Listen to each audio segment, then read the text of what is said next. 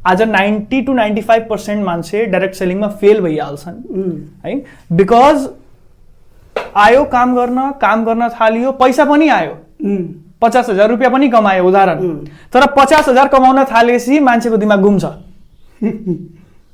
उसलाई के लाग्छ भने यो 50,000 त मैले गर्दा आइरह। तर तपाईले एउटा कुरा बताइदिउँ, हाम्रो सिस्टममा आफूले गरेर केही पनि हुँदैन।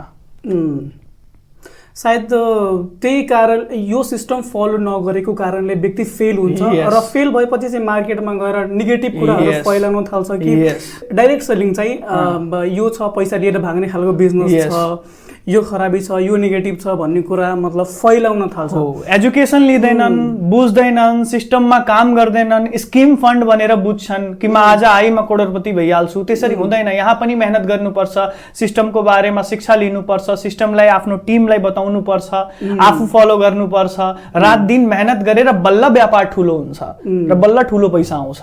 राइट। पैसा लगाएर कसैले त हेर्नुस् आउँछन् 1-2 लाखको प्रोडक्ट किनिन्छन्, किनेर म ठुलो लेभलमा गइहाल्छु भन्छन्। लेभलमा गएर के गर्ने त?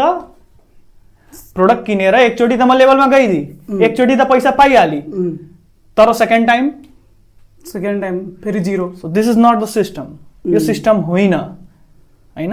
सो सिस्टम फलो गरियो भने, सिनियर आफ्नो अपलाइनको कुरा मानियो, सुनियो भने बल्ल यो सिस्टममा अगाडि बढ्न सकिन्छ। आफ्नो इगो ल्याएर कि मै ठुलो छु हैन, मेरै हो, मैले गरेर भइरहेछ, कुनै पनि काम हुँदैन है।